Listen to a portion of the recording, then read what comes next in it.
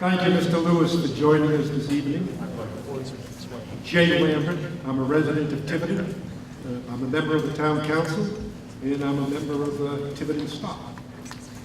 Unfortunately, as Senator Phelak noted earlier, at this point we do not know what criteria will be used to determine the nature or the extent of economic impact that would be needed to affect the decision whether to impose tolls on the new Sakonnet River Bridge. But as a resident, I believe the impact will be detrimental and substantial and will affect everyone in the East Bay communities. I'm here this evening to put together my own personal record of what the impact will be. I regularly shop on Aquidneck Island at Home Depot, Petco, Agway, Staples, Barnes & Noble, and probably all of the garden centers. My wife regularly shops at Clements Food Market, BJ's, the Christmas Tree Shop, the Portsmouth Shop, Michael's, Bed Bath & Beyond.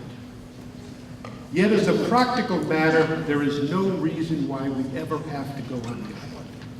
We could do all of this shopping in Fall River, Somerset, Swansea, or North Dartmouth.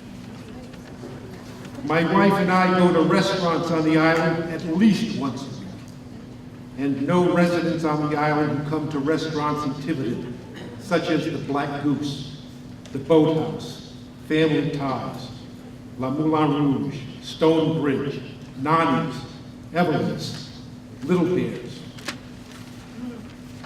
We know that small business people who cross the bridge regularly will be especially impacted, such as landscapers, contractors, florists, food suppliers, delivery services, oil companies, and the like. And at some point, these businesses will have to consider passing on the additional cost of tolls to their customers, and that includes residents of Tiverton. Like most Tiverton residents, we have friends and neighbors in Tiverton who work and shop on the island, have children attending schools on the island, have older family members they can check on regularly on the island. In turn, people on the island do see healthcare providers in Tiverton and take their pets to the Sakonnet Veterinary Hospital. In Tiverton, we have barbers and hairdressers, pet groomers, nail technicians, and just about every type of small retailer, all with clients and customers who have to cross the bridge. You've mentioned that consideration was given even to the possibility of putting toll booths at the state line on Route 24 instead of at the bridge.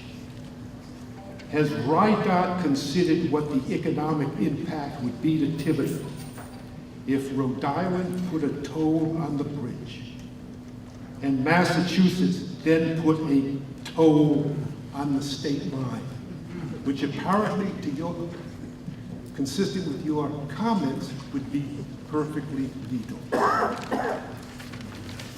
Does RIDOT plan any studies to determine how the tolls would impact on future economic development in this community, and how tolls would impact on local property values in this community? As a taxpayer in Tiverton, I know my tolls would be used to pay for bridges in Newport with the tolls.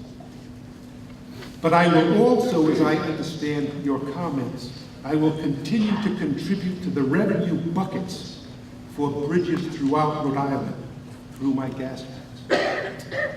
Some of my gas money will go for the maintenance of bridges in Providence and Pawtucket and Woonsocket, while most residents of those cities will contribute nothing to the maintenance of the new Sakonnet River Bridge.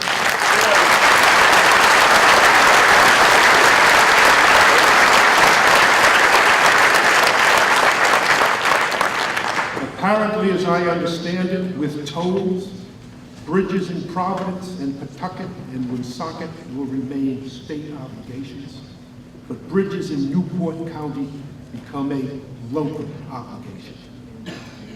In short, these tolls will impact on the cost of transportation for everybody in Tiverton. It will impact on the cost of doing business, impact on the cost of goods and services, reduce local property taxes, restrict business growth, and ultimately mean more of a tax load for every one of our residents. Thank you.